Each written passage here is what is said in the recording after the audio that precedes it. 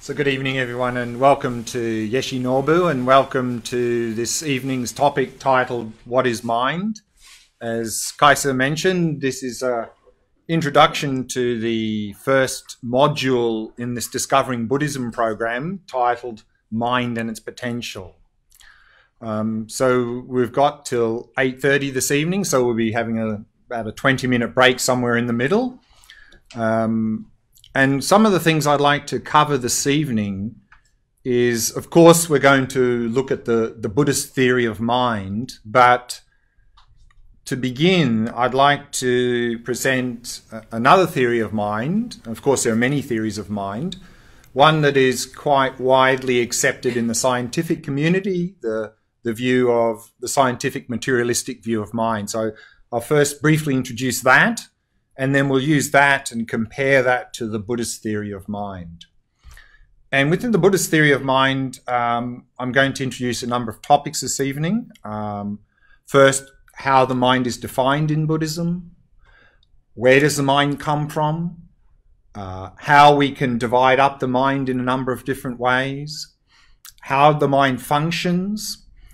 In particular, how the mind is really the creator of our experiences.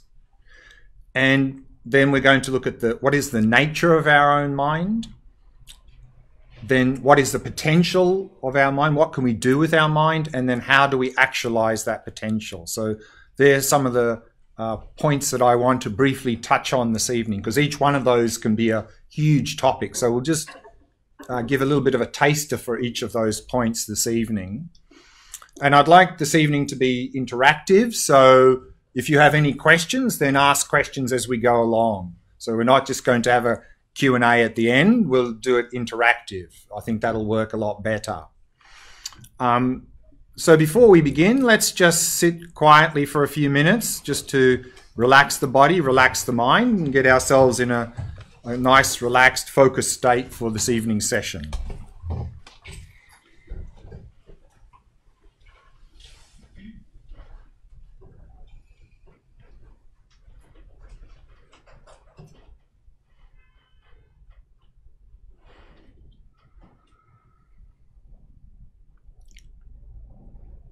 Allowing your awareness to descend into the body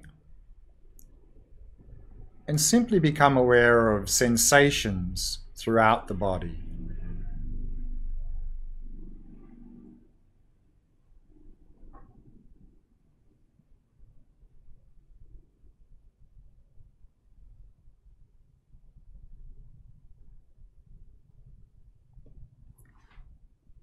And if you notice any areas of tightness or tension in any part of the body, then use the out-breath to relax and release that tightness or tension as best you can.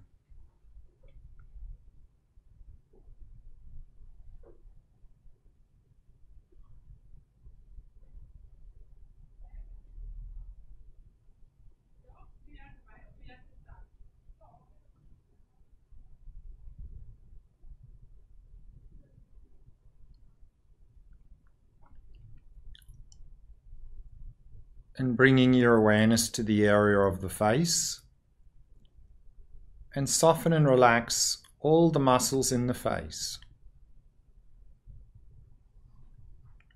The mouth and jaw soft and relaxed. And all the muscles around the eyes soft and relaxed.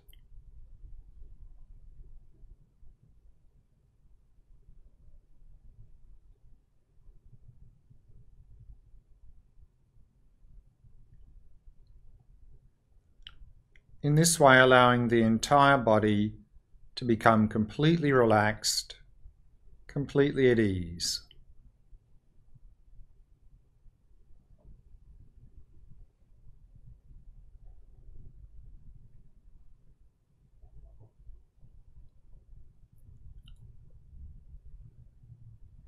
And then we can take 3 slow, deep breaths, maintaining awareness of sensations throughout the body as you breathe.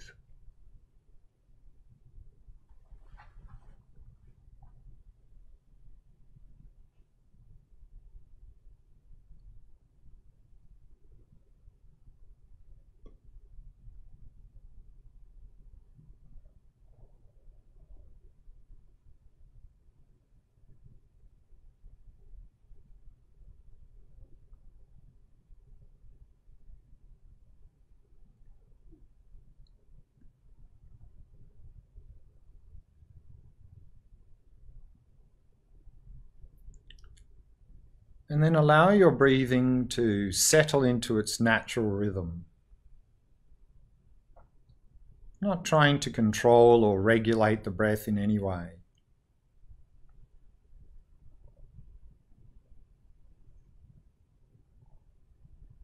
Simply allowing it to flow naturally and effortlessly.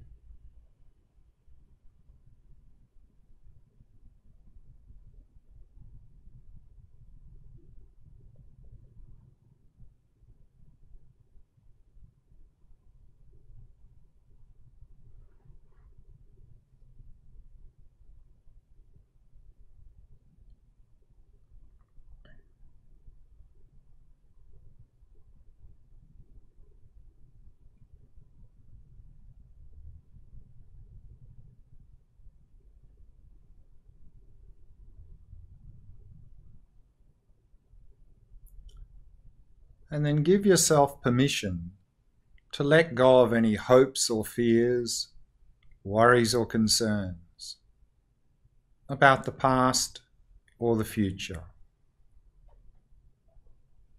To give yourself permission to let go of all of these things for the duration of this short session here this evening.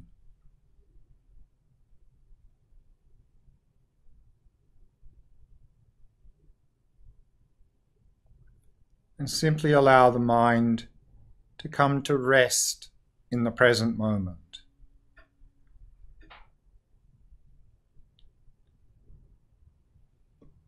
And simply becoming aware of the rhythm of your breath. Noticing if it's long or short, deep or shallow, regular or irregular, without trying to modify it in any way. Simply noticing the rhythm of the breath.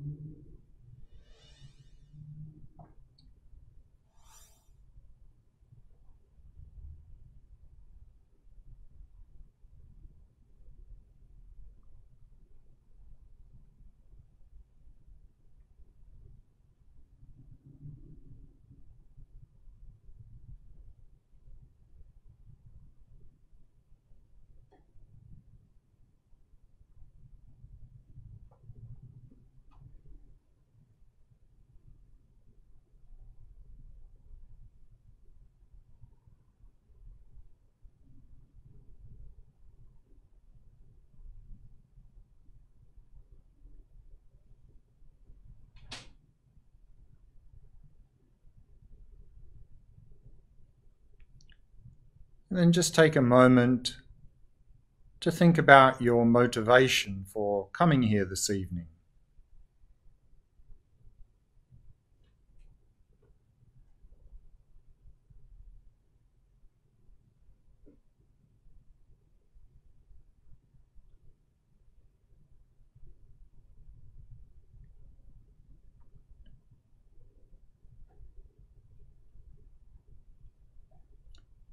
And then set the best possible motivation you can for attending this evening's session.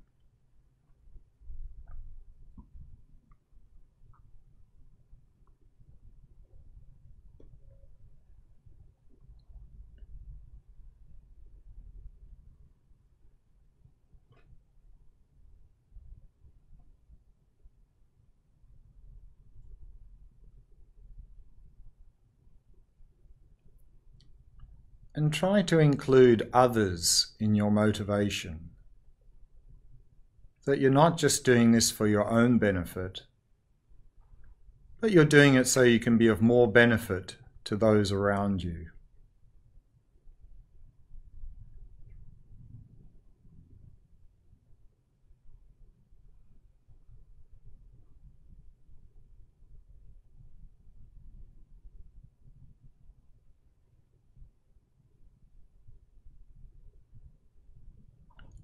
And so then with this relaxed body and mind,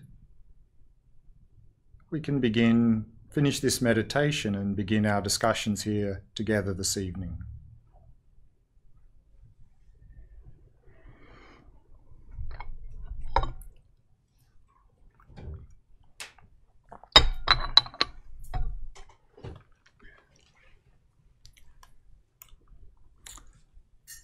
So as I mentioned, we'll briefly begin with a theory of mind that is quite widely accepted in the scientific community.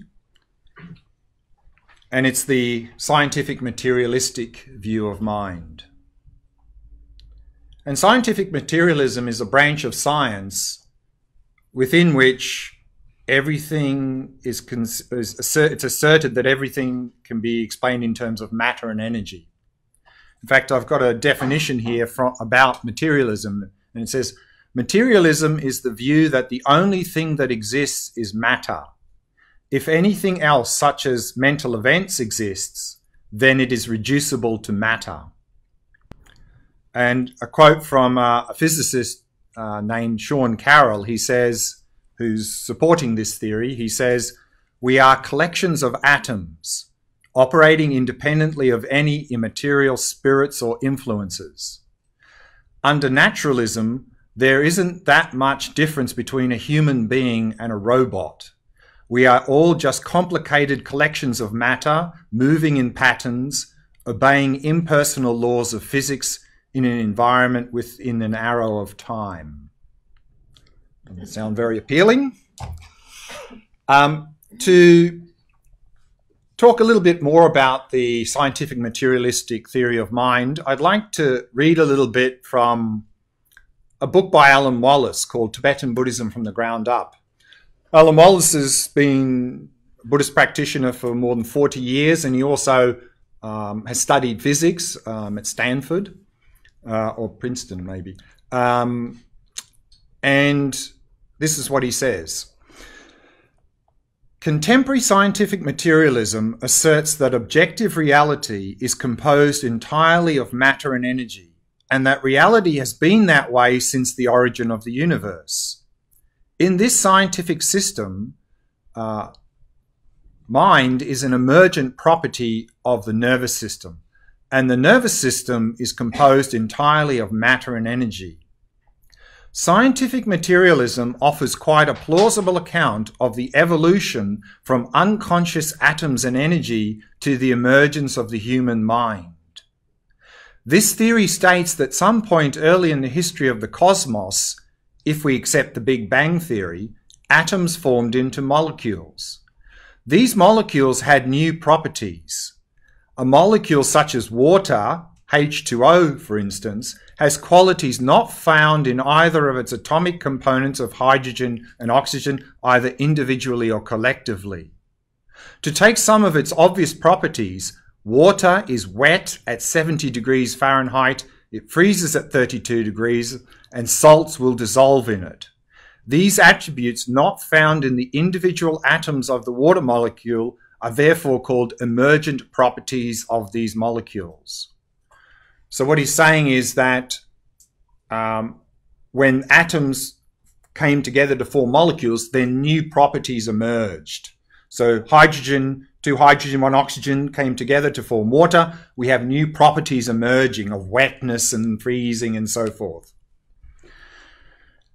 He then says, organic molecules then combined to form single-celled organisms as well as viruses, which cannot be classified with certainty as either being living or non-living.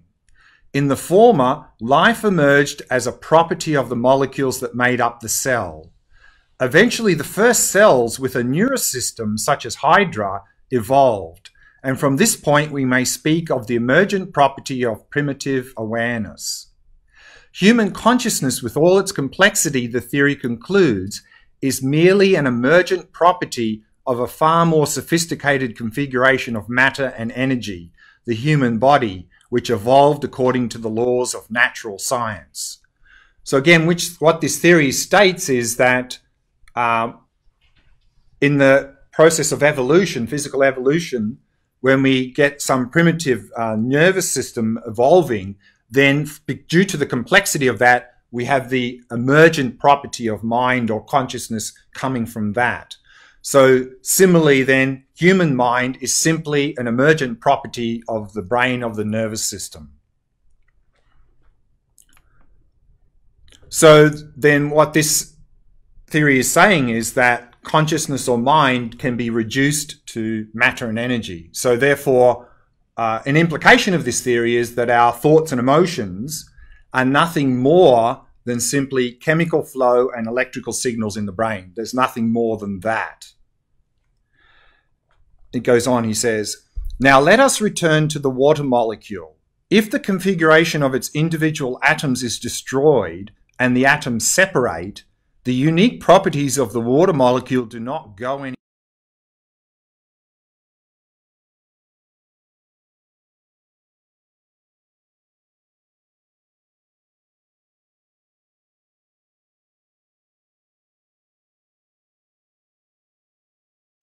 When the neurosystem ceases functioning, materialists say, awareness disappears without a trace.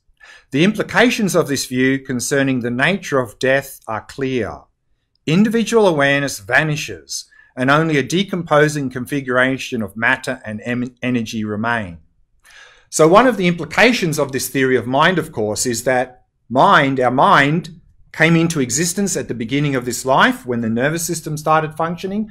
And at the end of this life, when the nervous system and brain ceases functioning, the mind won't go anywhere. It'll just cease existing because it's emergent property of the brain and that ceases functioning. So that's a implication of this view.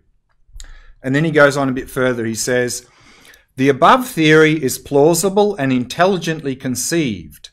Its proponents go on to insist, however, that it is true and that incompatible theories are unscientific. If we are to adopt that theory as objectively true, we should have a sound understanding of what is meant by matter and energy.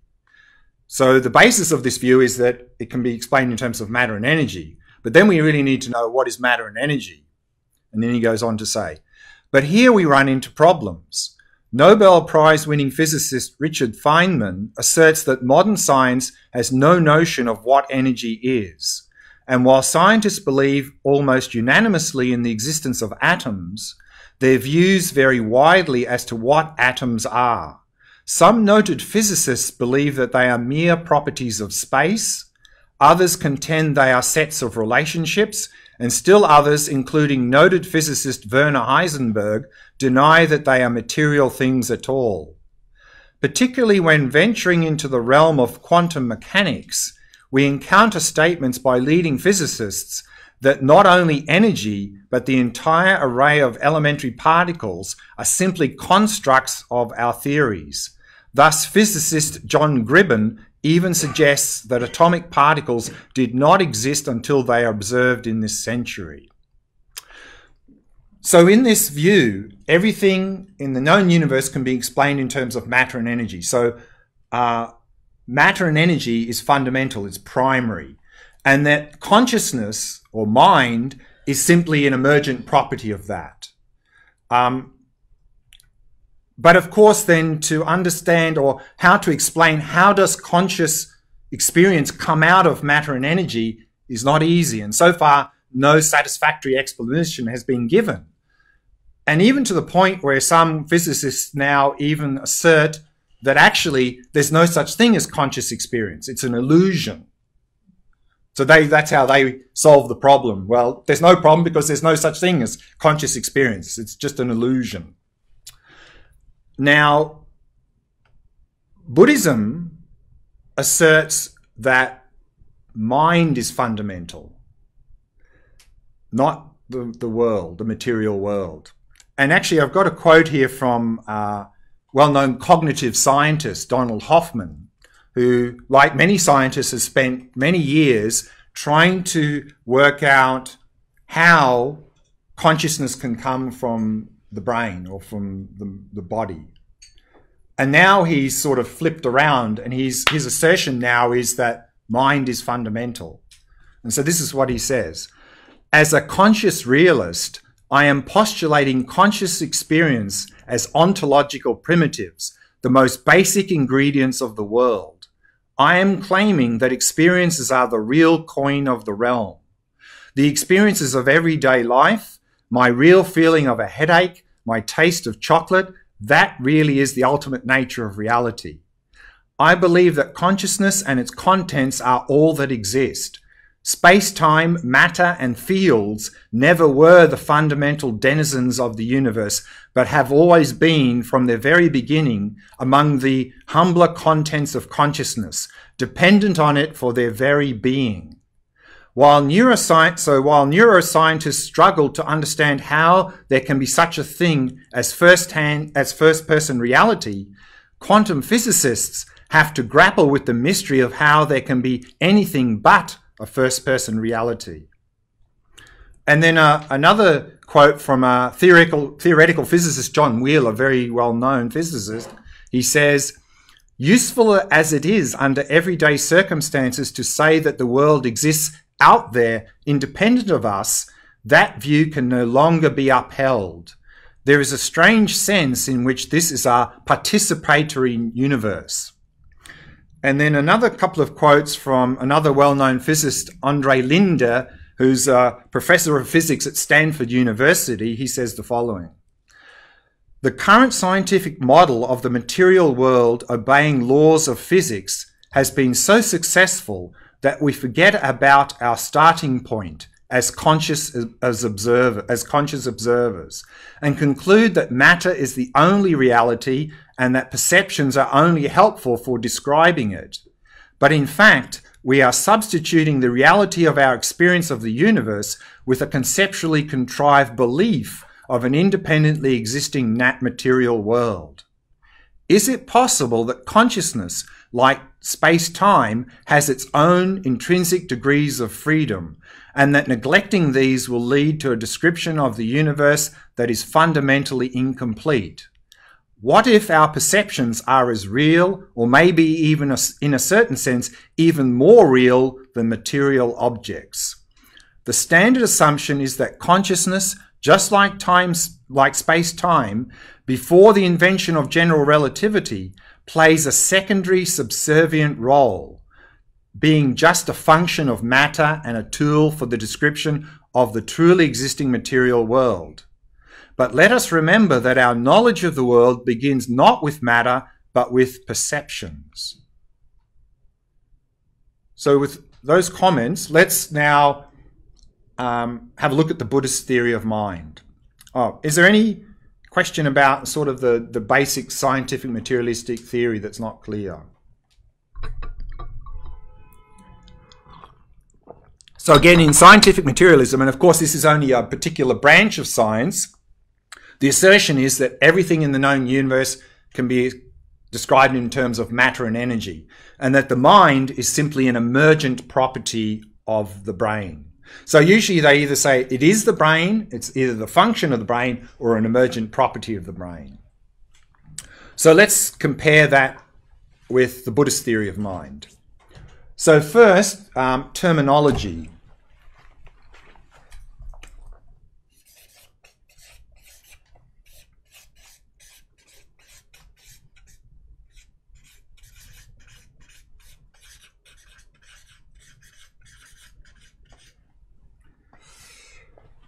There are a number of terms used here, such as mind, consciousness, awareness. And if we speak very generally, they mean the same thing. But we need to be very careful in that sometimes these terms, depending on the context, can take on a very specific meaning. Then they don't mean the same thing. Particularly this word here, awareness, is heavily used in Buddhism. And unfortunately, different translators translate different Tibetan or Sanskrit terms with the same word awareness. So it can be very, very confusing, this word awareness. So we have to, when we see these words, we have to pay very close attention. What is the person talking about here? But when we speak very generally, and particularly this evening, mind equals consciousness equals awareness. So that's a little bit of terminology. So how to define the mind? So one very simple definition of mind in Buddhism is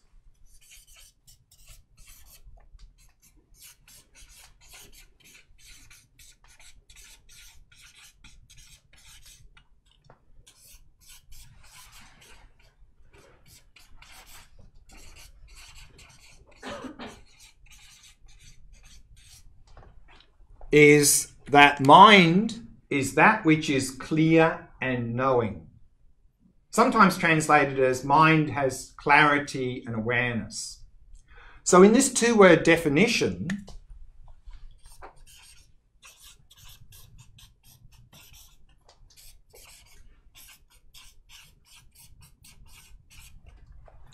the first word in the definition is the entity, describing the entity of the thing. The second word is the function. What does it do? For example, a simple definition of fire is hot and burning. So what is the entity or nature of fire? Is heat. What does fire do? It burns. So what is the entity or nature of mind? The mind is clear or has clarity. What does the mind do? It knows, it is aware. So let's have a more close look at these two words. So this word clear or clarity implies two things. One is, because the mind is clear or has clarity, it's not physical. So it's not an emergent property of the brain. So in Buddhism, there are two types of phenomena in the world. There is physical, which is matter and energy, and then there's non-physical, which is mind or consciousness or awareness. So that's already one distinction between this view and the scientific materialistic view. And the other implication of the word clear or clarity, because the mind is clear, has clarity, it enables things to appear in it. Just like a mirror, because a mirror is clear, reflections can appear in a mirror. Likewise, because the mind is clear or has clarity, it means thoughts, emotions, images, and so forth can appear in the mind. What does the mind do? What's its function? The mind knows, it is aware. So the mind engages or knows those appearances that appear in the mind. So this is a very simple definition of the mind. Anything there not clear? Yes, may I ask? Yeah, sure. I was thinking about the word clear. Sure. It is not physical. Oh. Like no, is it no energy? Right. So of course, this is not, I'm not saying that proves it's not physical. It's just an implication of the word. Yes. Is, yes, it's non-physical. So therefore, because it's non-physical, it has no spatial characteristics. So our mind is not here. It's not anywhere because it's not physical. It has no spatial properties. So that's, we need to... Where is it then?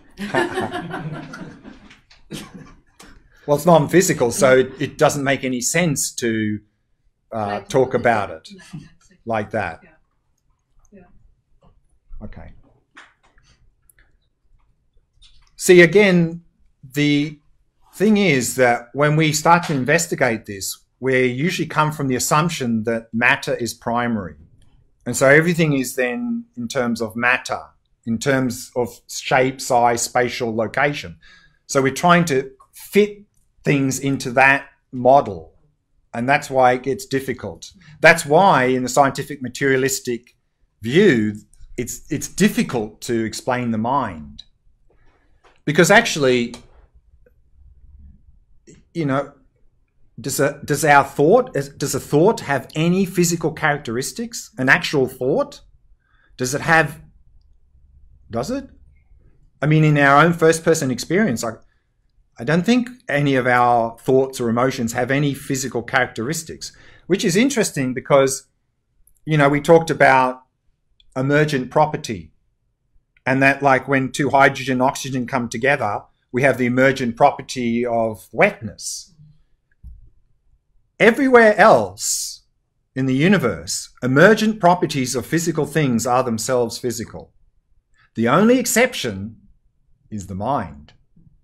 So doesn't that seem a bit strange that everywhere else emergent properties are always physical, yet here, when they come to explain the mind, it's the one exception where the emergent property is actually not physical.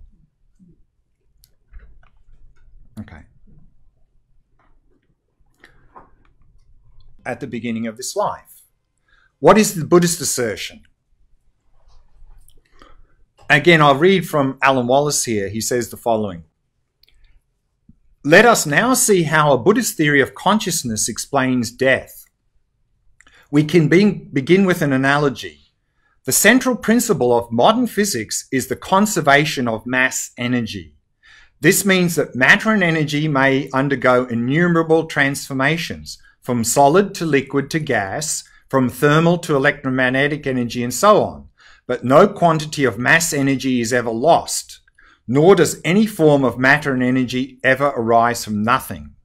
So one of the fundamental principles of classical physics, conservation of mass energy. You can't create it, you can't destroy it, you can only transform it.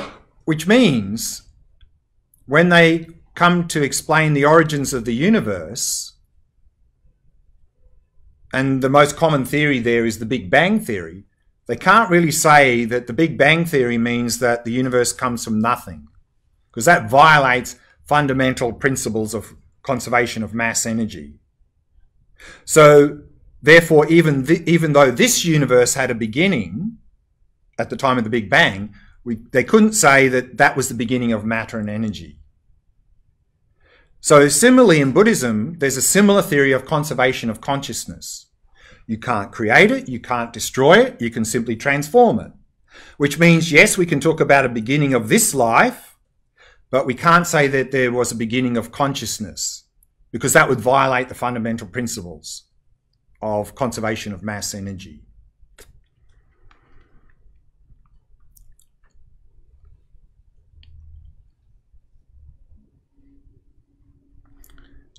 And here's something important he says. Buddhism asserts that all natural phenomena, including, of course, mental events, arise in dependence upon two types of causes, substantial causes and cooperative conditions.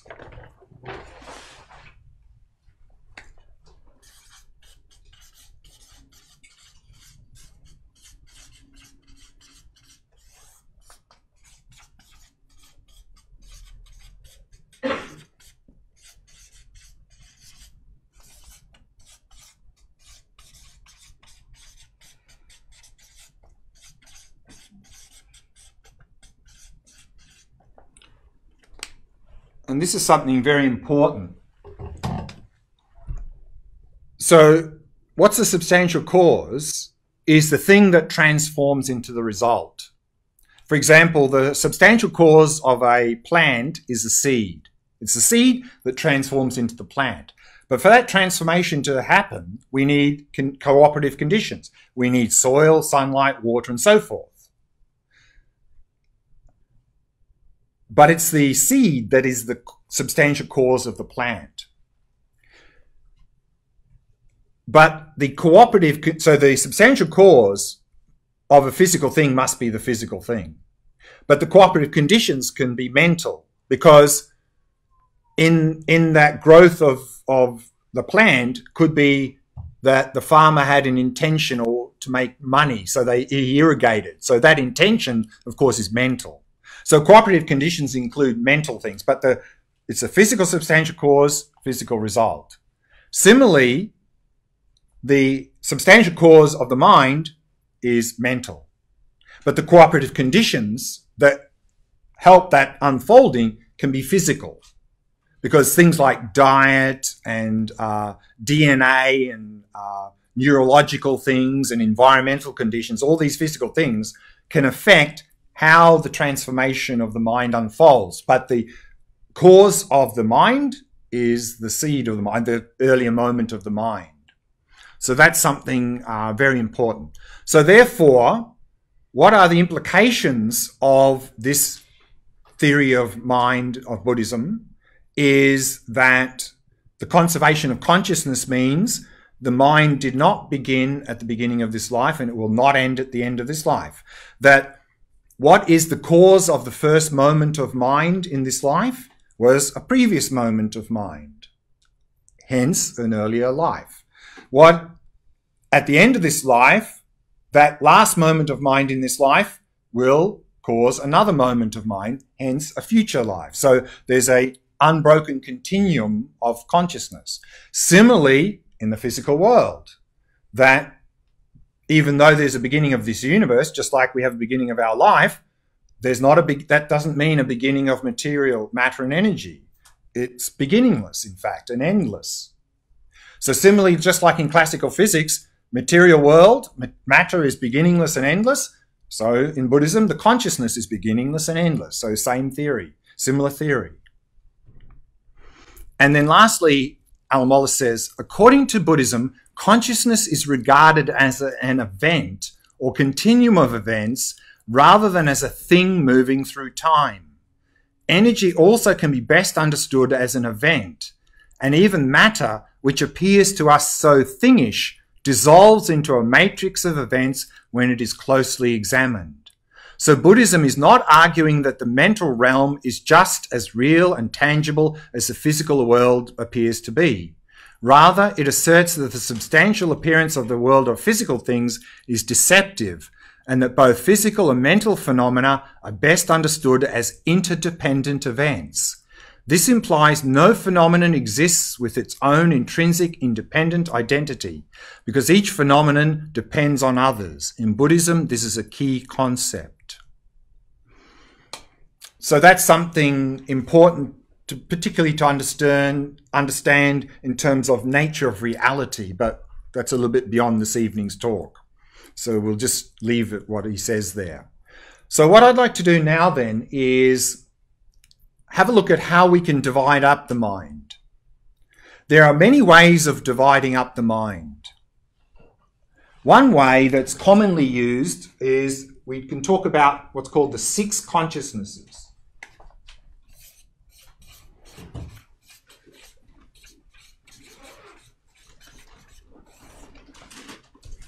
And this way of dividing up the mind is in terms of the objects that we can experience. So we can experience 6 types of objects. We can experience visual objects, we can experience sounds, smell, taste, tactile. So we can experience the 5 sense objects, but also we can experience mental objects such as thoughts and emotions. So because we can experience 6 types of objects, we can talk about 6 types of consciousness.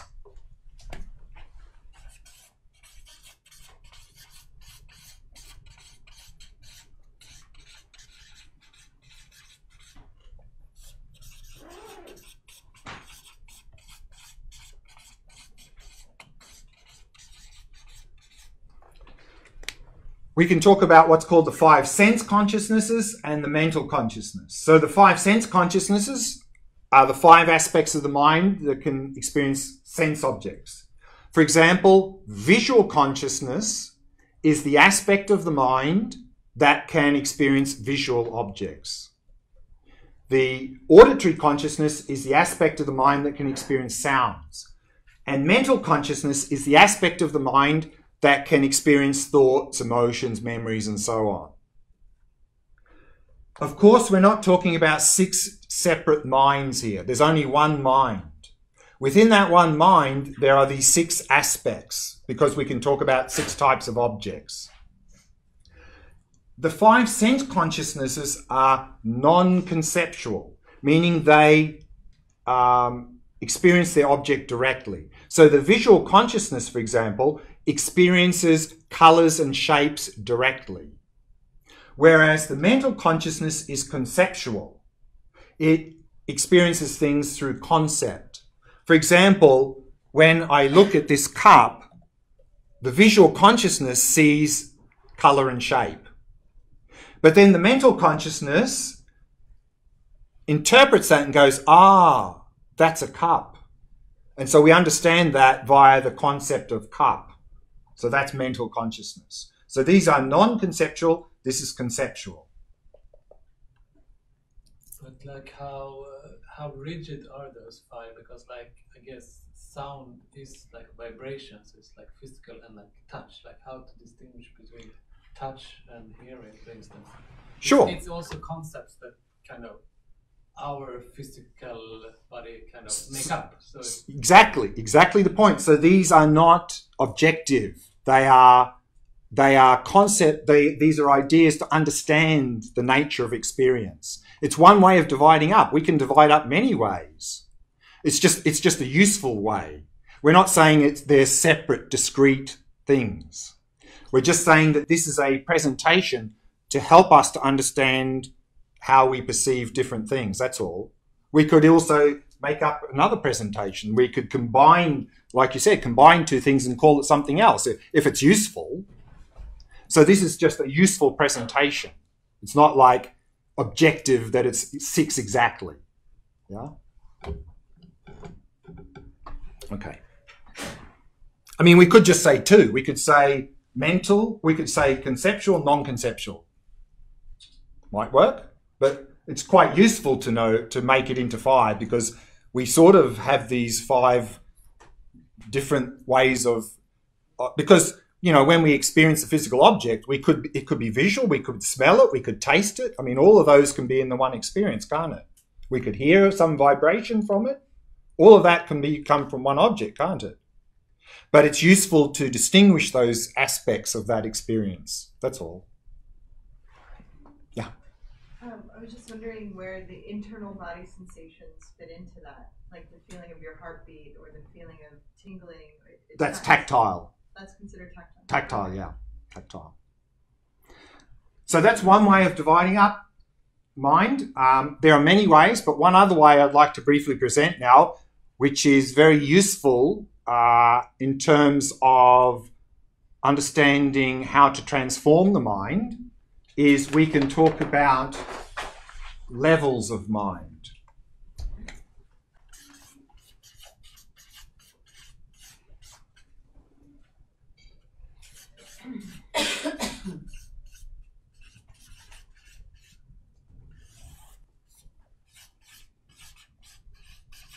We can talk about what's called the coarse mind. In psychology, this would be equivalent to the psyche.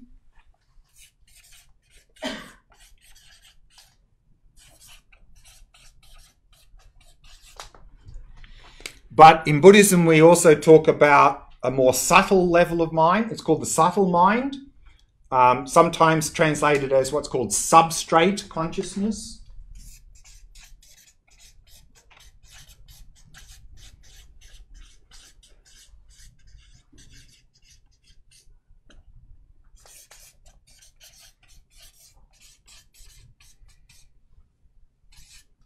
But then we can also talk about a very subtle level of mind, the deepest level of mind.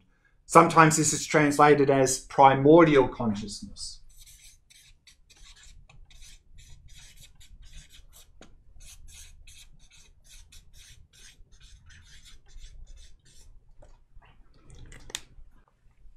So this presentation is useful in that we want to be transforming our mind. But the mind that's active now, this is our coarse mind, is not very well trained, and we want to be able to transform the mind. So what we're doing one of the things we're doing in meditation is we're trying to gain access to a deeper level of our mind. Because this subtle mind is more balanced, more focused, more powerful level of mind. This is the level of the mind from which all the conceptual activity, like thoughts and emotions, emerge from. They emerge from there, experienced here, and dissolve back into this level. But then we can talk about a deeper level of mind called the very subtle mind, sometimes called primordial consciousness, which is the ground state of consciousness. And this is what is really fundamental in Buddhism. And this is beyond time, and it's not individual. You know, our mind is individual, our coarse mind. And even if we gain access to subtle mind, it's still individual. But this level of mind is beyond individuality. Very difficult to talk about, but this is the deepest level of our mind that we're trying to gain access to. And it's really the source of everything within Buddhism. So that's a presentation that then is useful when we start to talk about meditation and so forth. Any question about that? Yeah. I'm just thinking about, like, if you're listening to sounds, but you're not identifying them verbally in your head, like you're not naming the sound, car passing by or crash of something, whatever. Sure. But you're just experiencing the sound. Is that a primordial level of experience? No, that's coarse. Just, okay. It's coarse. The sense consciousnesses only function here. And actually, in meditation, you can gain access to this level of mind. Once you gain access to this level of mind, actually all your sense faculties have gone dormant. So if you're sitting in meditation in this level of mind, you won't hear anything. You won't have any sense of body. All the sense faculties are completely shut down because they only operate at the coarse level.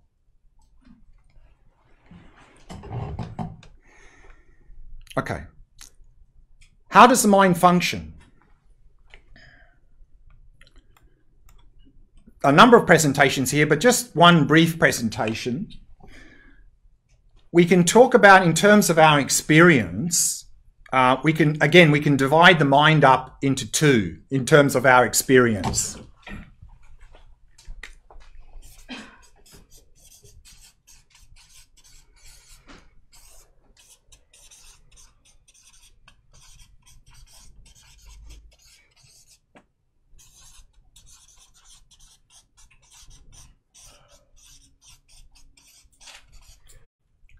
So when we experience something, the raw experience is primary mind. Just the simple raw experience of the object. But then the mental factors will determine what type of experience we have of that object. And so really this is like Buddhist psychology. And here in mental factors, usually we come up with a list of 51 mental factors. So this is a whole big topic itself. And what we find in these mental factors, which determine what type of experience we have, more than half, 26 in fact, are mental afflictions. A mental affliction is anything that agitates and disturbs the mind. So mental afflictions, of course, include craving, jealousy, frustration, anger. All of these things are mental afflictions. They agitate the mind. So it seems like in the way we experience things, we have a lot of these mental afflictions present. And of course, other mental factors in here, I'll just briefly mention a few that are important in Buddhism. One, of course, is mindfulness. So mindfulness is a mental factor. And if that's not operating, then we're not very focused on anything. So mindfulness is very important. Another mental factor here that is very important is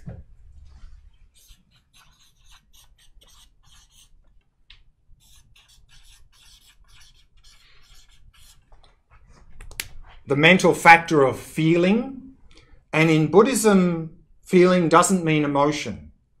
It's coming from the Sanskrit word Vedana, and feeling is simply experiencing something as either pleasant, unpleasant, or neutral. Neutral means neither pleasant nor unpleasant. So this mental factor of feeling gets a lot of attention in Buddhism, the spotlight on it a lot. Why? Because this gets us into a lot of trouble. Because when we have pleasant experiences, craving and attachment. When we have unpleasant experiences, aversion, hostility, anger, hatred, and so forth. So this mental factor can get us into a lot of trouble. So you see it talked about a lot in Buddhism, feeling. As with, of course, mindfulness, we need to develop mindfulness.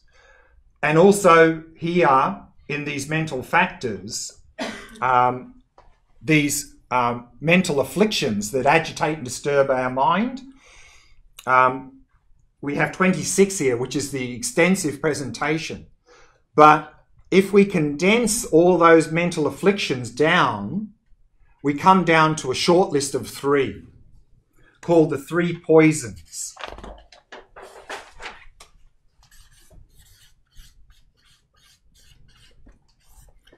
And they're called the 3 poisons because they poison, they contaminate our mind. The first one of those is ignorance. And ignorance in general just means we're confused about something. But here in the 3 poisons, this ignorance is a very specific ignorance. It's an ignorance with respect to the nature of reality. And the Sanskrit here is avidya. Vidya means to know. A is negation, so not knowing. But here ignorance is more than not knowing the nature of reality. It's an active misunderstanding of the nature of reality. So we have this mental factor of ignorance is there all the time. And we are actively misunderstanding the nature of reality in our experiences. And from a Buddhist perspective, this is the root cause of all of our suffering. The other 2 poisons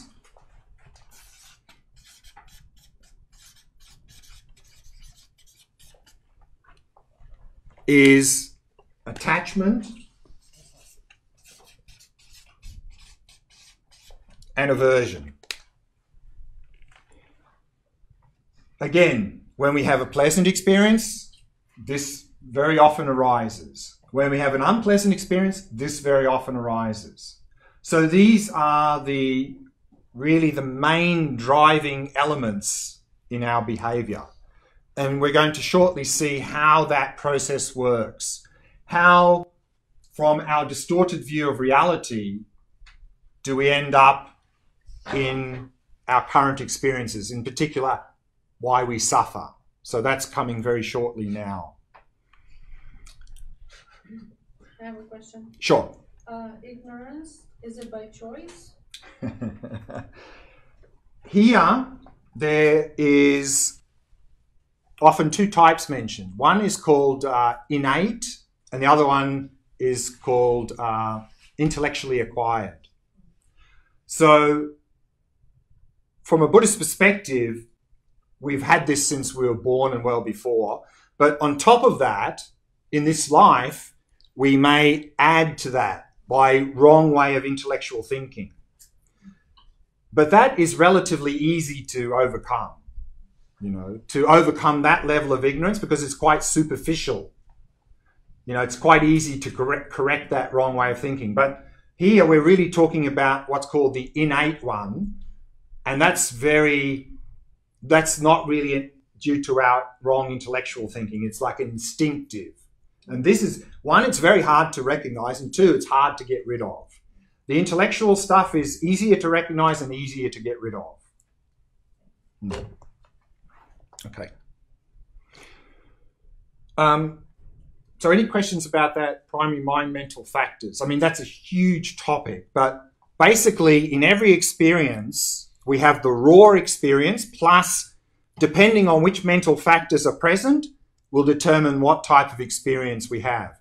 For example, if mindfulness is not very functioning, we're not even really attentive to what's in front of us. If we have, we may have craving and attachment present in an experience. We have some mental factors are always there. The mental factor of feeling, it's always there. Every experience, feeling is there. We experience that as either pleasant, unpleasant, or neutral.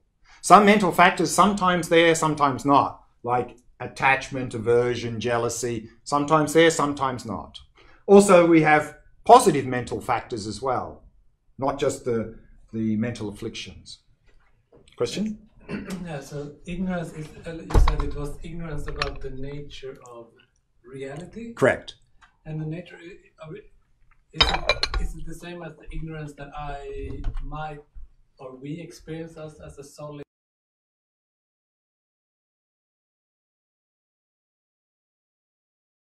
Is that the same? Yeah. Yeah, good question. Yeah, there are levels of this ignorance, and I want to present now the subtlest level, and I think it's what you're trying to indicate with what you're saying.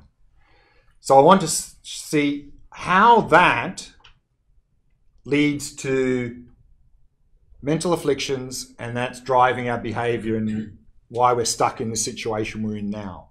So let's have a look at that. So this is how our mind is really the creator of our experiences.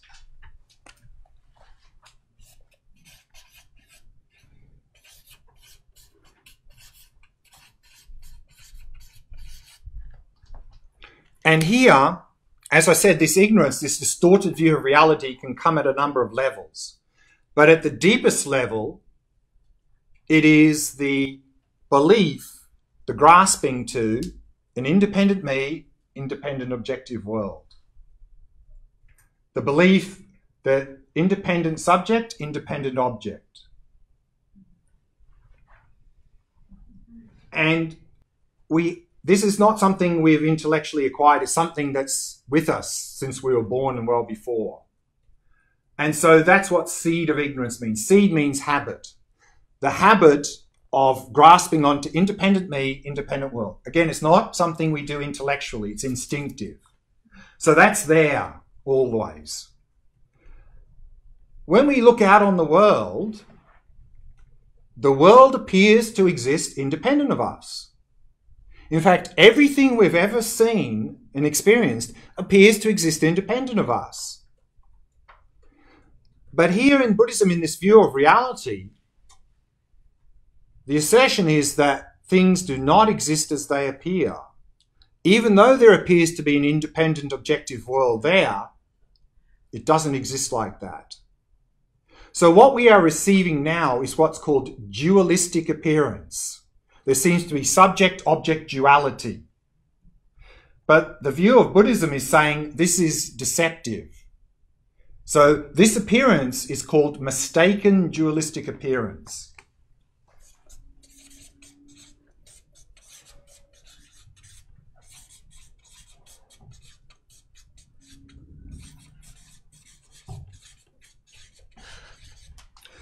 Now, everything has always appeared to us in this way. We've never seen anything in any other way.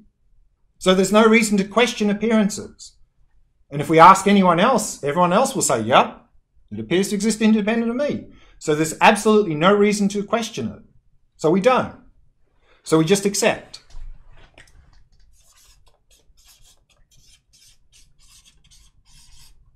So that's step two. So step two is we just automatically accepting, yep, independent me, independent world.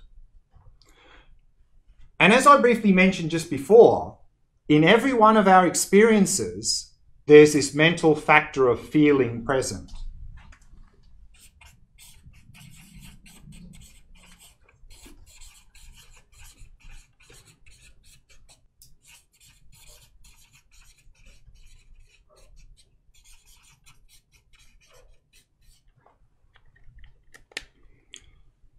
So let's say, for instance, we're looking at these flowers. They appear to exist independent of us. We have the habit of believing that. We just accept. Yes, there's flowers existing there, independent of me. But let's say when we look at these flowers, we're having a pleasant experience. That pleasant experience, together with the belief that those flowers exist there independent of me, will naturally lead us to assume there must be some attractive quality there that's causing my pleasant experience. So we'll believe that these are inherently attractive. They're attractive from their own side. There is some beauty there. Buddhist assertion, of course, this is a misconception.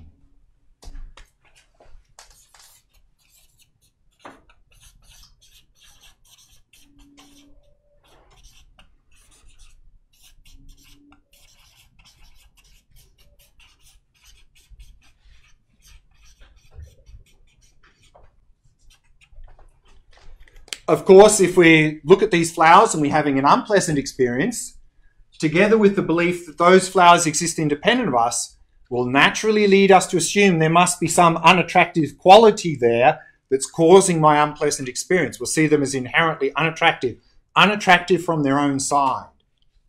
Or if we're having a neutral experience, inherently neutral. Once we get to this step, the fourth step easily follows. Let's say, again, I'm looking at these flowers and I'm having a pleasant experience. I like pleasant experiences. I want pleasant experiences. Those flowers seem to be causing my pleasant experience. I want those flowers. Attachment.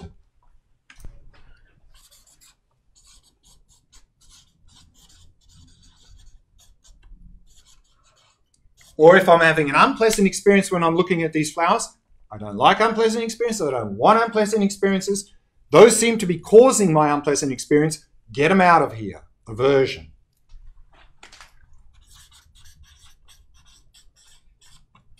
Or if I'm having a neutral experience, that will simply reinforce my mistaken belief they exist independent of me, which is ignorance. But often here, instead of the word ignorance, we see the word confusion. But this confusion is not, we're confused about whether or not they're flowers. We're just confused about how they exist. So confusion is just another word for ignorance.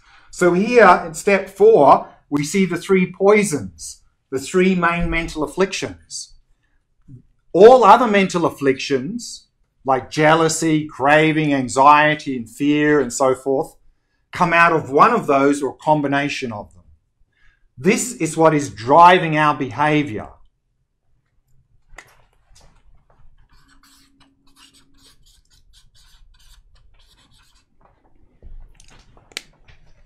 And the Buddhist assertion is that every action we do based on a mental affliction has a result, has a consequence. And the result of our actions is our experiences. And the Buddha described our experiences using the word dukkha.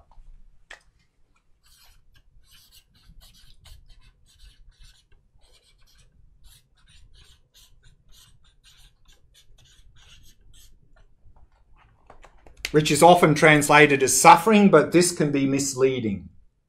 Because here we're not saying that all of our actions lead to some sort of unpleasant, painful experiences. So remember, this is the first noble truth, the truth of dukkha. But this is basically the word that Buddha used to describe our experiences. So this is how a distorted view of reality leads to our mental afflictions. That's driving our behavior, and our behavior is resulting in our various experiences. So this is how our mind is the creator of our experiences. Which means that if we want to overcome this, we have to go back to the source. So if we want to overcome our mental afflictions and suffering, we need to get rid of this distorted view of reality. And in the second half of this evening's presentation, I want to look at how to do that. How do we transform our mind? How can we overcome mental afflictions and suffering and find that state of genuine happiness? But that's very briefly sort of the process of how our mind is the creator of our experiences. Any questions about this? And then I think it's just about time for a break. So, like the example of the flowers, what's the seed of like ignorance? Right, yeah. So the seed here means habit. And this ignorance here, again, there can be many types of ignorance, but the one we're talking about here is grasping onto independent me, independent world. That everything exists independently. And seed means the habit of doing that. So we have the habit of grasping onto independent me and world. Which means when we look there, these flowers appear to exist independent of us, we have the habit of believing that. We just accept that. We don't question appearances. We just accept, yep, those flowers are there independent of me. This is not an intellectual process. It's instinctive. We instinctively do that. So we're instinctively seeing those flowers as existing there independent of us. But here's the question. If I'm looking at those flowers and having a pleasant experience, where is the beauty? Because if those flowers exist independent of me, the beauty must be there because they're independent. But if the beauty was there, it would mean everyone who looked there would have to have a pleasant experience because the beauty's there. But I'm sure even in this room, there are probably a number of people who look there and don't particularly have a very pleasant experience. So are they somehow have some distorted perception where we're correct? Or is it the fact that there's no beauty there at all? So here, the Buddhist assertion is beauty is in the eye of the beholder. But that doesn't mean we're fabricating the beauty. It doesn't mean we're hallucinating. There is beauty. Where does the beauty come from? It comes from our interaction with that flower coming together. Beauty arises. There's no beauty there, and we're not hallucinating it here. But there is beauty. And this is the difficult point with this view, is for us, we are stuck in a dualistic world, and for us there's only two options. Either the beauty's there, or it can't exist. So when we negate the fact that the beauty is there, then often people fall to the extreme of nihilism, thinking, well, then there's no beauty at all. We're just hallucinating it. They are the two extremes that we oscillate between because we are stuck in this dualistic worldview. They're the only two options we've got available. Either it's there or it doesn't exist. Buddhism says both are mistaken.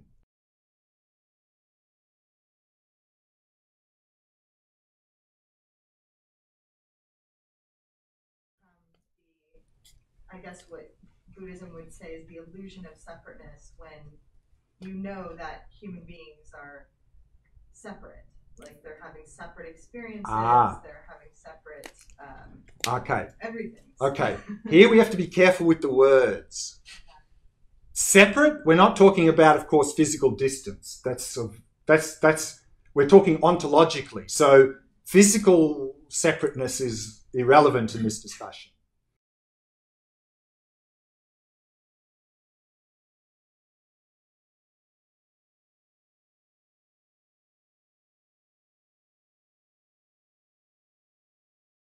Right. So big can only exist relative to small. But there's big and small, no? Isn't there? Yeah. Yeah? So they're unique, but they're not, well, it depends what you mean by the word separate here. For us, normally separate means this is big, this is small. In that sense, nothing's separate, is it? Mm. But we can say separate as in they're not the same. You know, big is not small, but they're not big and small. So just like that, you can't have up without down, in without out. You can't have me without not me. You can't have me without you. Me, world, subject, object. So are subject and object distinct? Yes. Are they separate? Depends what you mean by the word. If you mean independent, no, absolutely not. But is there me and you? Of course. Are we individual? Of course. Are we independent? No way. Because if we were independent, it would be like, this is big, this is small. It just makes no sense, does it? Like you said, it's relative. So yes, there's big and small. They're unique. Big is not small, small is not big. But they're not separate in terms of independent. Right. Okay. Yeah? That makes sense. Yeah. Okay, maybe this question is about, I don't know, side, but it's like, I wonder what's before the one here. It's kind of, it's like the mind and a I guess mind also means heart in some way, or like the mind is not only the brain, the mind is a Well, it's neither the brain nor the heart. no, but like both. Or not Well, yeah. So hang on. Just So- let me answer that first, then you can ask the question. So mind often we talk about, colloquially, we say mind is thinking, heart is feeling. Mind in Buddhism is all that. Mind includes thinking, feeling, everything, all of our experiences. But it's not physical. It's not the brain. It's not the heart. Yeah, so the clarity or the Clarity, yeah. emptiness, or like the, but I want to throw in a question about like compassion. Yeah. Because like if compassion is like compassion without like unconditional love, maybe. Sure. Like it's I wonder if that I can see that as the zero. Like we have this kind of potential that is compassion. Correct. Correct. And maybe that is also has something to do with beauty too. Like Absolutely. we project stuff because there is like actual potential of compassion, and then Exactly. it's great. Yeah. After the break, we'll talk about nature of the mind, and we'll touch on this point. That we talked about mental afflictions like attachment, anger, jealousy, and so forth. Some modern theories say that's hardwired. Like particularly the ones that say the mind is the brain. They say, well, the brain is sort of hardwired. You're stuck with it. You better get used to it. You can maybe reduce your attachment, anger, jealousy a little bit, but that's it. There's no way you can get rid of them. No way, because they're hardwired.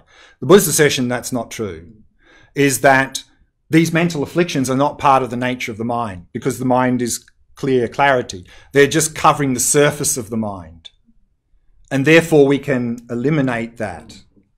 So, and when you eliminate that, then the purity of the mind, what is its nature? How does it express itself? So this is the membrane over the. Yeah. But so that's the thing, is that now these are mental afflictions like a filter. That's how we see the world. We're filtered by that.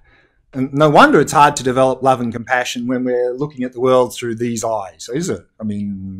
So when we strip that away, that inner purity of mind, what is its natural expression? Is love and compassion.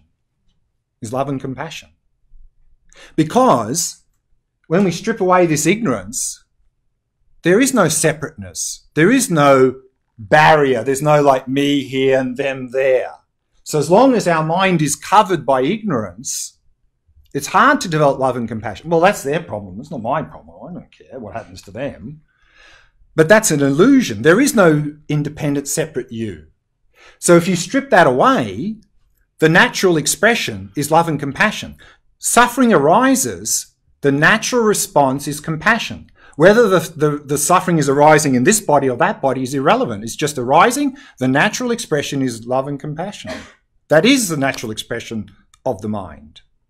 And this is a sign that how well we're starting to strip this away, this veil. That if we're stripping this away well, one of the things you should notice is that you're more spontaneously kind and compassionate to everybody.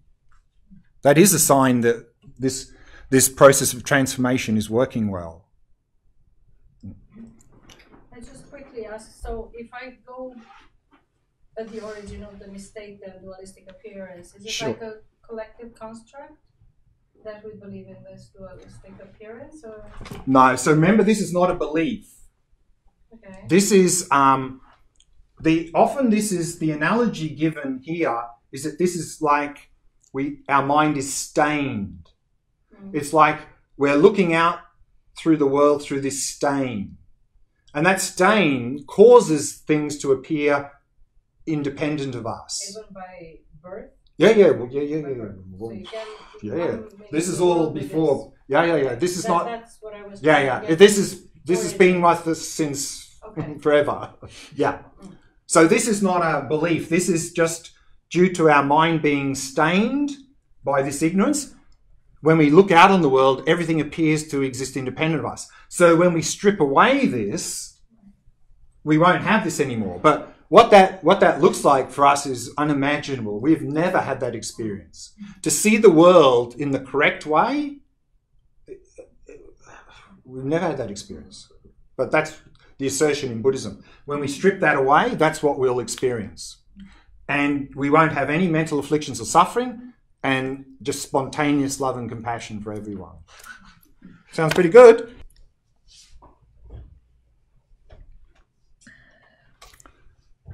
I'd like to start this second half with a meditation, but before that, there's a question came in here from someone online, and the question is, can you explain what the difference is between the aggregate feeling and the mental factor feeling, or is it the same? I mentioned this mental factor of feeling gets a lot of attention in Buddhism because it gets us into a lot of trouble.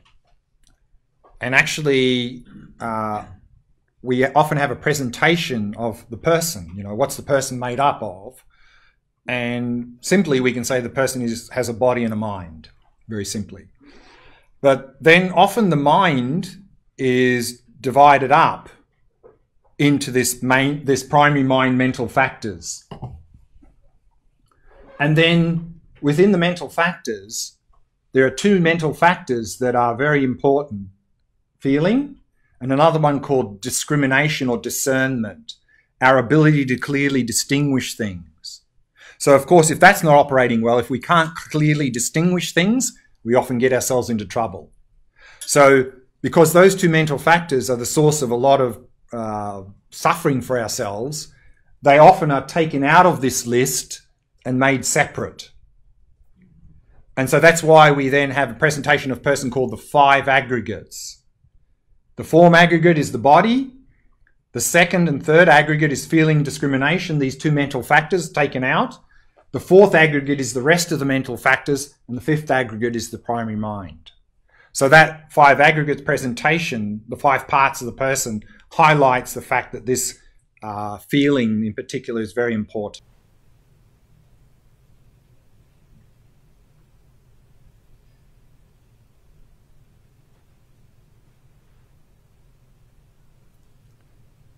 Allowing the breathing to flow naturally and effortlessly. This is a demonstration of Wirecast.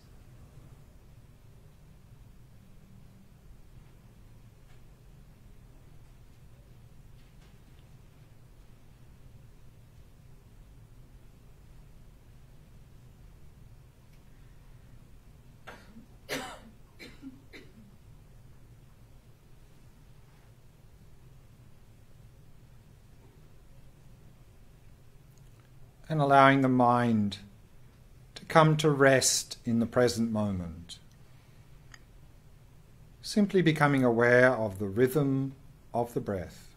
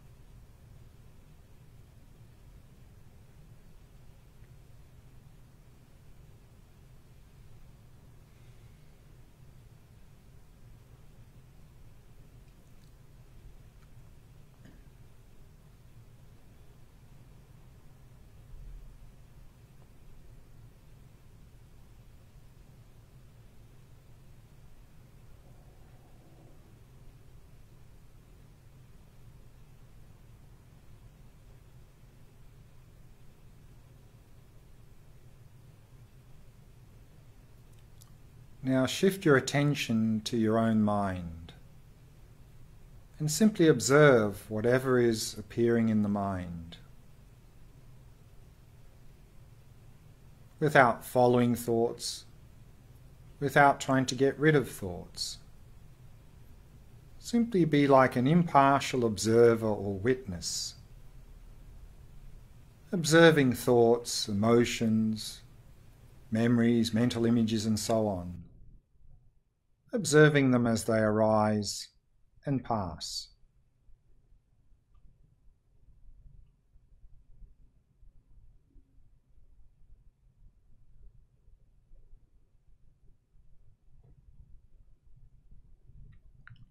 Simply noticing what's going on in the mind without getting caught up in it.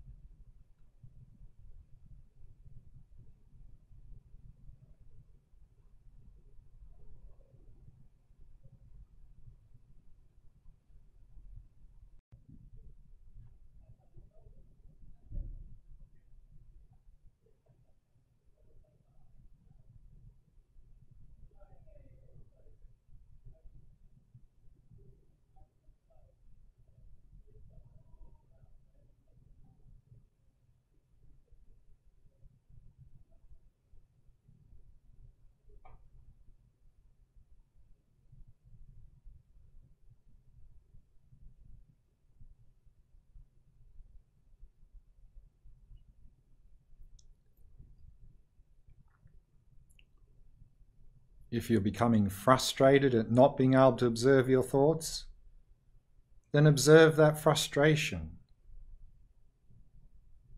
Whatever is arising in the mind, observe it.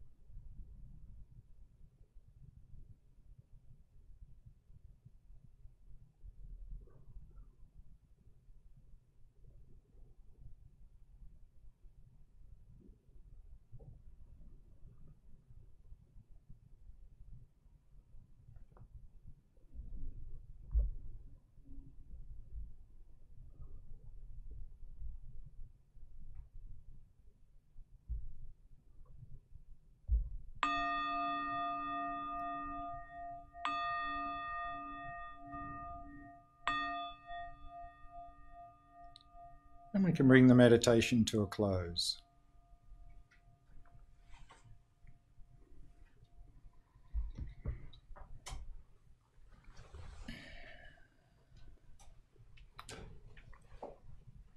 How was the movie?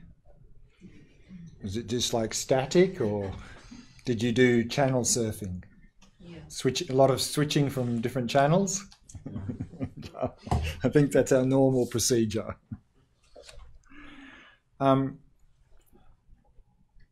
This practice we just did is good for a number of reasons. One is that, of course, it really helps us to become the masters of our own mind instead of being the slaves of our mind. But also this practice of just observing the mind is really what's called shamatha practice. It's a practice to develop a calm, clear, focused mind.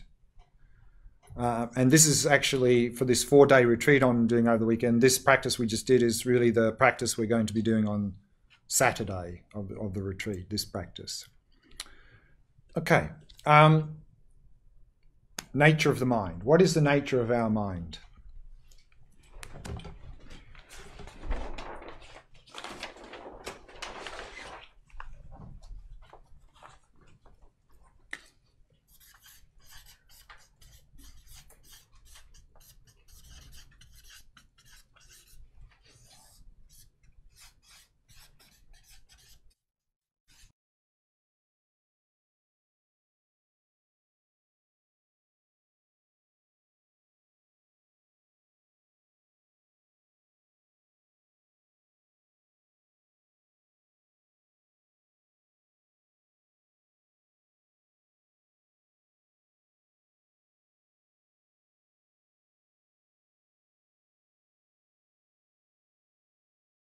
notice, if we observe carefully enough, is that the mind is clear and knowing.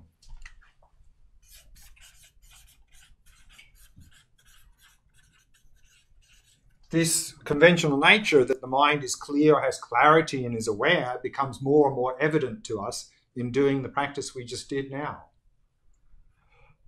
But also we can talk about the ultimate nature of the mind.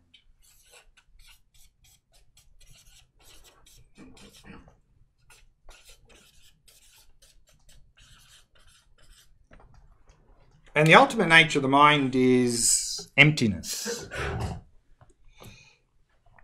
And emptiness here simply means the mind is empty of independent existence. It's not independently existent. So as we were just previously explaining before the break, even though there seems to be an independent subjective me here and an independent objective world there, if we investigate, we'll come to see there is no independent me, independent world, that everything is actually interdependent. And the same goes with our mind. It seems like there is a mind here existing from its own side, independent of everything else, but if we investigate this mind, we'll come to see that there's no independent mind to be found. And so that's the ultimate nature of the mind, the fact that the mind is empty of independent existence because it's a dependent phenomena like everything else. And so we saw here in the previous presentation before the break that how the mind is the creator of our experiences, in that it's really our distorted view of reality that is leading to our current experiences, in particular why we are suffering. And so therefore, if we want to overcome that, particularly overcome suffering, we need to eliminate this distorted view of reality. So we need to come to realize emptiness, which is what's called the vipassana or wisdom practice. And we can do that by investigating anything, me, the laptop, the cup, to come to realize emptiness. But in a number of Buddhist traditions, the focal point is the mind, because that's where the origin of everything. So let's look at the mind, where, this mind that seems to be here, that seems to be very concrete and real and independent, can we find this mind? And so then we investigate the mind to look for the mind, to see if we can find this independent mind that seems to be here. And if we don't find it, that not finding is an experience of emptiness. And through that experience, and we'll look at the stages we go through in that practice shortly, actually, we can overcome this distorted view of reality, thereby overcome our mental afflictions and overcome our suffering, and find liberation from suffering. Before I go on to that, is there any questions about this? Anything here not clear? Okay, so let's now look at then potential of our mind. Now, there are, as I mentioned, I think already, some modern philosophies or theories state that mental afflictions like anger, jealousy, craving, so forth, is hardwired. That's it, you're stuck with it. The best you can do is maybe reduce it, but tough luck, that's it. Part of being human, sorry, But Buddhism would disagree with that. No matter how strong a habit we have of getting angry, of being jealous, of craving, anxiety, we can overcome them, because the Buddha's assertion is that actually these mental afflictions are not part of the nature of our mind. Our mind is pure by nature. And that these mental afflictions are just like dirt covering the surface of our mind. And that we can eliminate this dirt through eliminating that fundamental ignorance, because we saw that it's our distorted view of reality that leads to all the mental afflictions and therefore leads to suffering. And so therefore, in Buddhism, we often hear about this thing called Buddha nature. Buddha nature. And that's talking about this purity of mind. And Buddha nature can be understood in at least two ways. And I like to use the analogy of a window to highlight that. Let's say we've got a window and there's some dirt on the window. We can say, there's a dirty window. I need to put effort to produce a clean window, to make the window clean. And that's often the perspective we have, valid. No? Dirty window, put effort, make a clean window. Equally well, we could say, actually, there's already a clean window there. All I need to do is remove the dirt to see the clean window that was always there. That's also valid, no? True. It's not one's right or wrong, it's just two different perspectives. And so similarly here with Buddha nature, purity of mind, we can have both perspectives. And some traditions use one and the others use another perspective. So in the Geluk school of Tibetan Buddhism, often they have the first perspective, that we have mental afflictions in the mind. We need to put a lot of effort to eliminate the mental afflictions to achieve the goal of enlightenment. Whereas in the Kagyu and Nyingma school of Tibetan Buddhism, they often adopt the other perspective, that there's already a Buddha within. All we need to do is remove the dirt, remove the mental afflictions to discover the Buddha that was already there. That's also valid.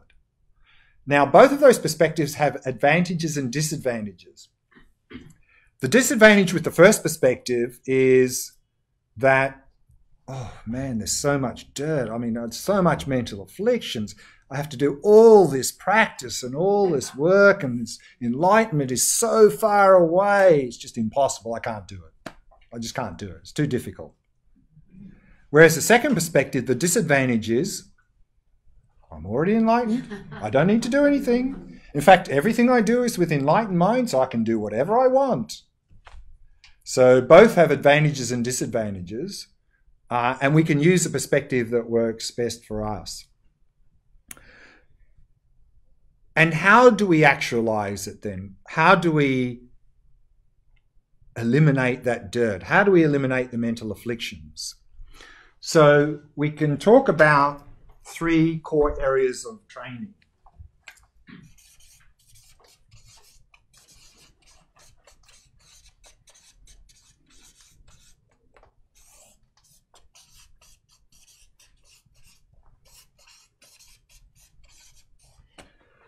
The foundation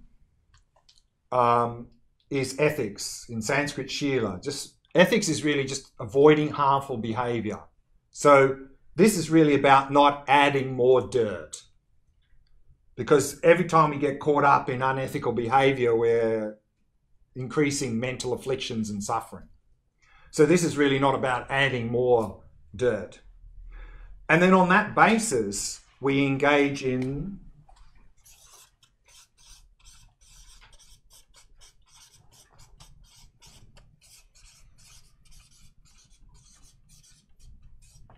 what's called concentration practice, in Sanskrit samadhi. So this is about cultivating single-pointed concentration. Often in Buddhism, this is called shamatha practice.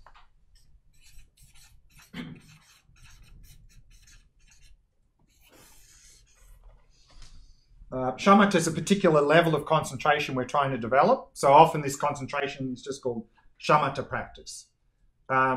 Shama or shamatha can divide into two. Shama means calm, a mind that is calm, it's not discursive, and ta means to remain or abide.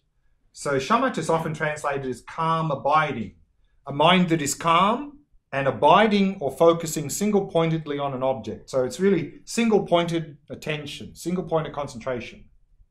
With single-pointed concentration, what you will find is that the dirt of the mental afflictions, which agitates the mind, will subside. So this is a little bit like the analogy of if we have a container, glass container with water with sediment, and we're shaking it. And we can't see the clarity of the water. But if we put the water down and let it sit, the sediment goes to the bottom. And then we can see the clarity of the water. Concentration is like that. We do this practice. The sediment of the mental afflictions which are disturbing our mind will settle, and we'll see the clarity of our mind. But we haven't got rid of the dirt, because once we shake the water again, it gets cloudy. So once some stimulus comes, we get agitated, mental afflictions back. So we need to get rid of the dirt. This only sort of makes it sort of subside a little bit temporarily. So if we just do this concentration practice, you'll find that the extent to which your mind is calm and focused, to that extent you'll have less mental afflictions, less agitation, less craving, less aversion, and so forth. In fact, there's a quote from great Indian Buddhist master Shantideva. He says, "Those with a distracted mind are trapped in the jaws of the mental afflictions." So if our mind is distracted, we're more predisposed to mental afflictions like craving, jealousy, frustration, anger, and so forth. So this helps to settle the dirt, but then we need to eliminate the dirt.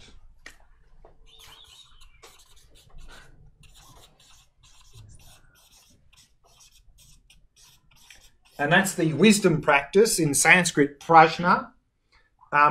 This wisdom practice often in Buddhism is called vipassana practice.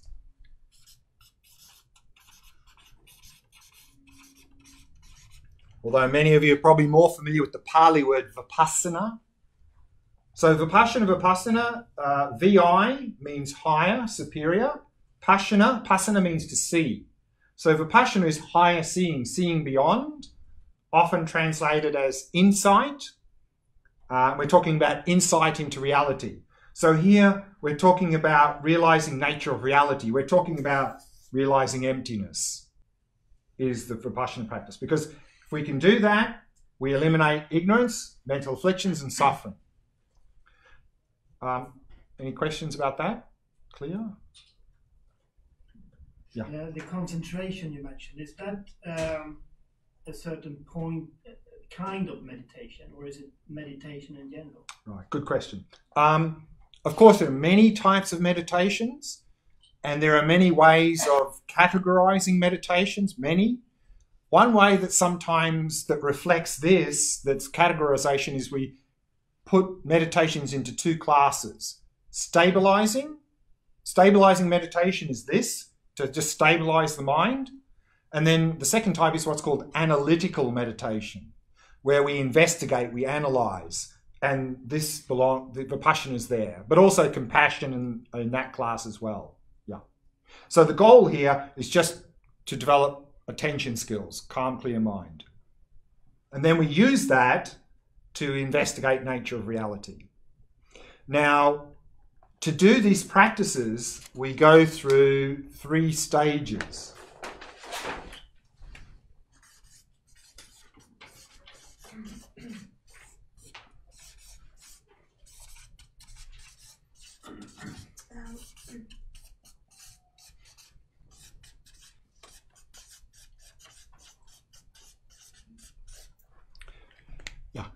What about open shamatha? When you practice on not focusing, actually allowing everything to exist. That's not shamatha. That's not shamatha. No. So, so good question. Yeah. Is here we're developing single-pointed concentration. If our focus is too broad, it's not as effective. Of course, if we, in practice in daily life, if we have what's called open awareness, we're just attentive whatever's arising, very good. Good.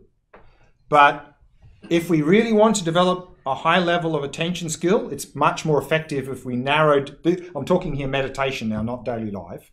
In meditation, when we do this practice, it's much more effective to narrow down the focus, to have a narrow field of focus than if we just observe whatever's arising.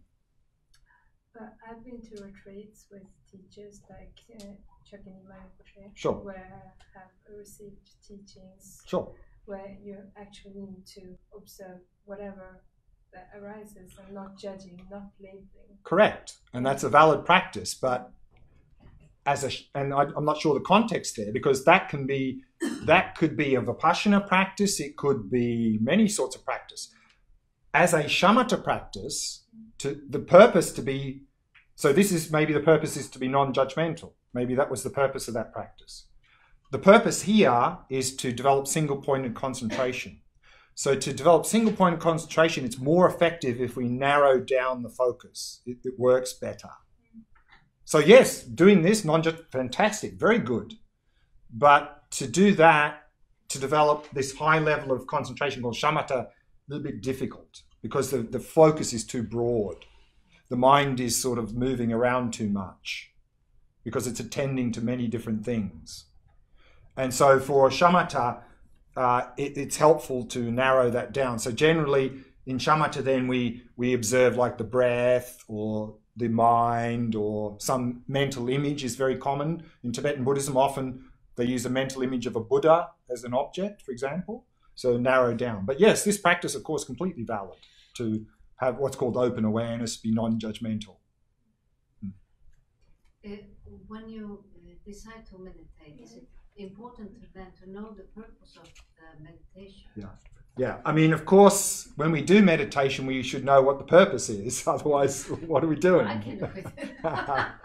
Yeah. No, just because you said the purpose of that was maybe to be non-judgmental. So Sorry? Because you were talking about now? Yeah. So it's good to, in your own work, knowing. Yeah.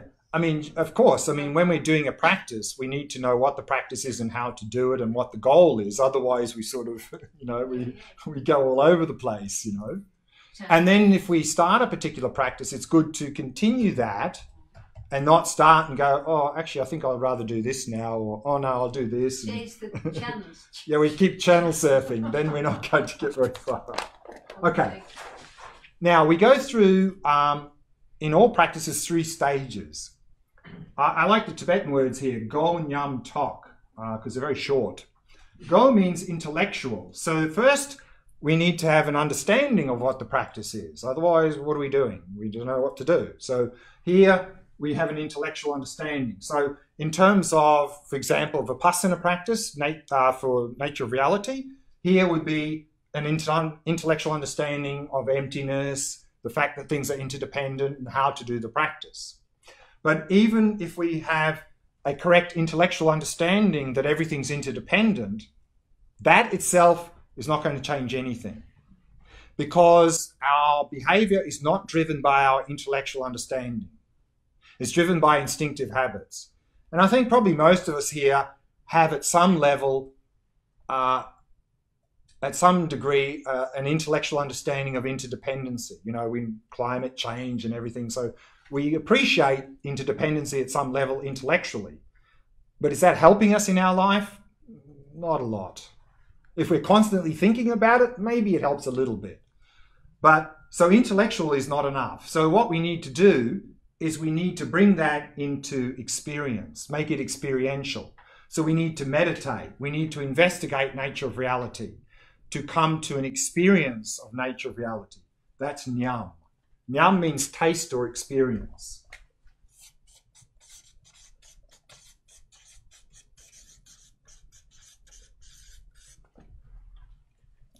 So let's say we sit down, we meditate, we do our emptiness practice, looking for the person or looking for the mind, and we come to this emptiness experience. And if our mind is quite focused, that experience could have quite a strong impact on our mind. Meaning, after the meditation, we could be still affected by that emptiness experience. And during that time, and it may last a few minutes, few hours, maybe a few days, during that time, you'll notice a few things. You'll notice your mind is more calm than normal, less mental afflictions, and also you'll feel much more close to people, more kind, more compassionate. But then that'll wear off and we're back to our normal ways, anger, jealousy, get out of my way, and so forth. So what we want to do is we want that to be stable, longer lasting. So that's the next stage called tok.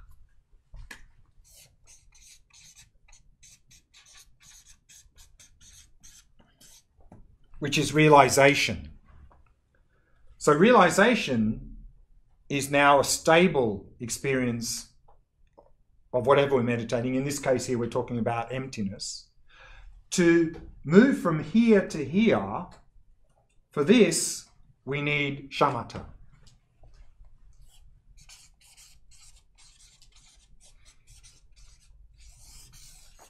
We need this level of concentration called shamatha. Because anything less than that, our mind is not stable and clear enough to fully penetrate the nature of reality. At best, we will have a taste or experience of emptiness that could be very profound and last for some time, but it'll wear off. So to have it long lasting, we need to achieve shamatha. This is why shamatha is the basis of vipassana. So in fact, we need to actually unify them to come to a direct experience of emptiness. And when we're talking about emptiness practice, like all practices, two parts.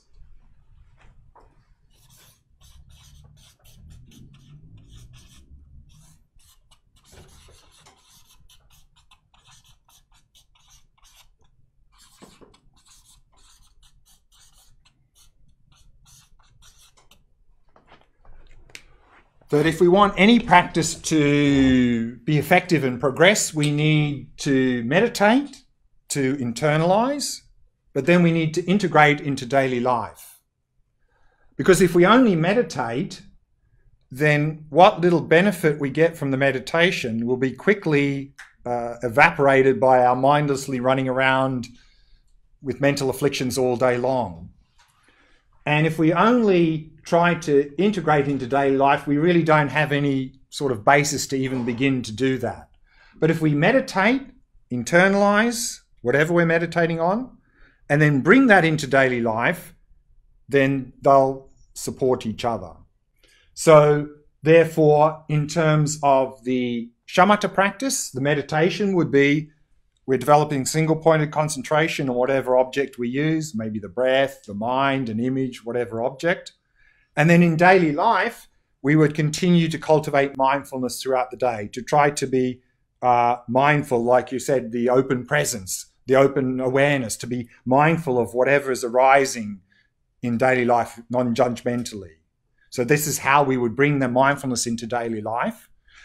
And then in terms of vipassana practice of emptiness and the meditation, we would do what's called space-like emptiness practice, where we investigate, and we can investigate the person, the mind, anything. And if we're looking and we don't find, that emptiness experience is a space-like experience. And we just rest in that experience of emptiness as long as we can.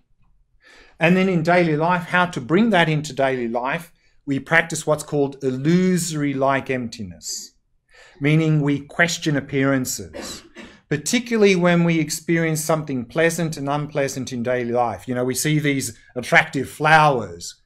Then based on our understanding and experience of emptiness and meditation, we'll go, those flowers really seem to be attractive there, but I know from my understanding and experience, there's no beauty to be found there, that beauty is in the eye of the beholder. So if we can question appearances in daily life, that breaks down the grasping mind, which will then feed back into the emptiness meditation, so they'll help each other. So this is how to practice in general. So any questions about that? Because, in fact, that's about all I wanted to mention this evening, and we've still got 5 minutes left for some questions. Or actually 7 minutes, to be precise. So anyone have any questions? I'm wondering if the materialistic view of mind, does it follow naturally from that there is separation between subject and object? Right. I think in scientific materialism, I think that, of course, the basis is that everything's matter. And I think that the idea of things existing independently, objectively, is part of that. Theory, I think, yeah. Because for them, in that theory, mind either is simply the brain, function of the brain, or emergent property of the brain. So then there's not really, and then the mind, so the mind can be explained in terms of the brain. So there is no sort of mind object duality, so to speak, I think.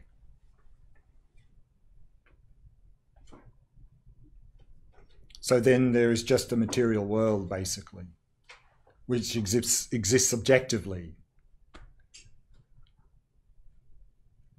Yeah. Yeah, I'm a little bit confused about 3 stages. 3 stages, yeah. Could you please give us an example? Right. Yeah, so I was using the example of the emptiness.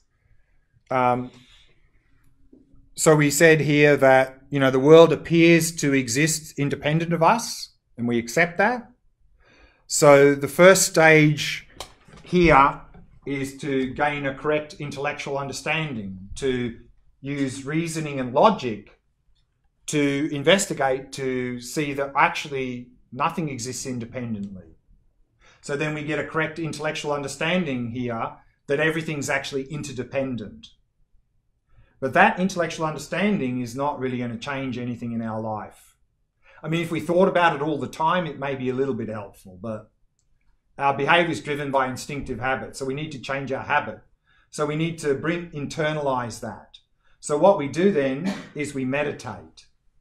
So we sit down and we meditate and we investigate. And maybe we can investigate me, the person, the mind, the body, whatever we want, and see, is there an independent me here? Is there an independent mind here? And if we search and we don't find the independent me or the independent mind, that not finding is an experience of emptiness. That is a taste or experience of emptiness. And if we get to that point in the meditation, we just rest in that experience, allowing it to penetrate deeper into the mind. But it'll wear off. So we need to take it to the next level. And that is realization. And that is where we have then a direct realization of emptiness instead of just a little taste in meditation.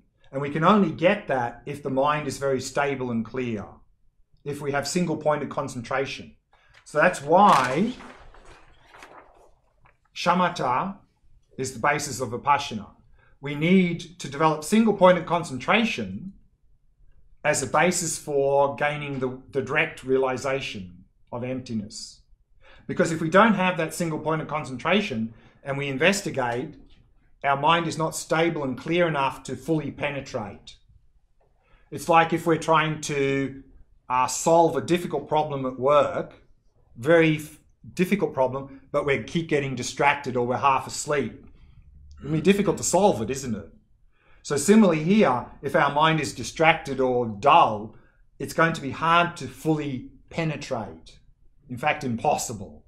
But if our mind is very sharp and clear, we can fully penetrate, and then we can come to a direct realization of emptiness.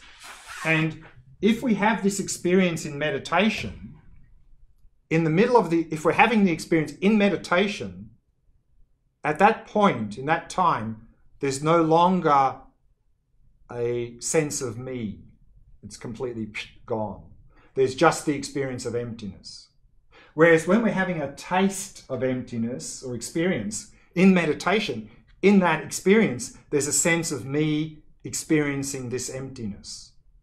Whereas here, that sense of me is completely gone. Because this is a completely non-dualistic experience. There's no subject-object duality at all. There's simply the experience of emptiness.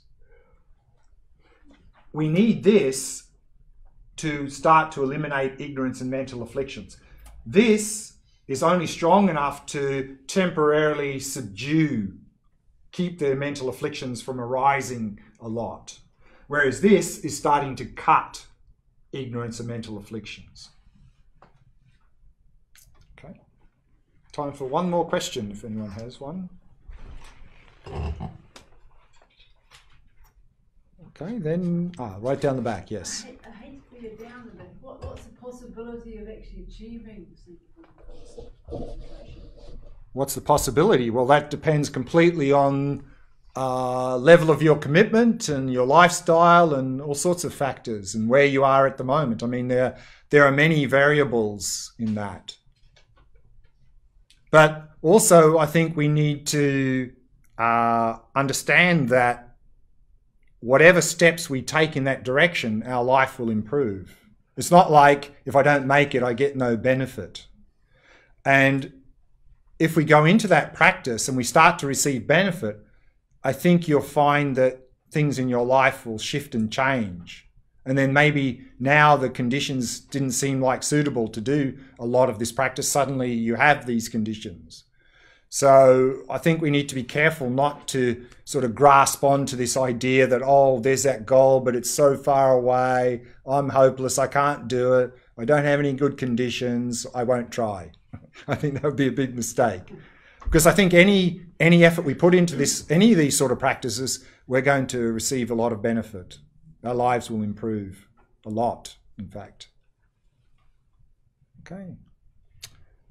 So that was sort of an introduction to the Minded's potential for the Discovering Buddhism program. And then this weekend in the retreat I'm leading, the Stillness and Motion, will be mainly focusing actually on this shamatha practice. That's what the practice is for this weekend's retreat. And in particular, we're going to be using the mind as the object, so a little bit like we did in the meditation, but also then this practice of what's called resting in awareness.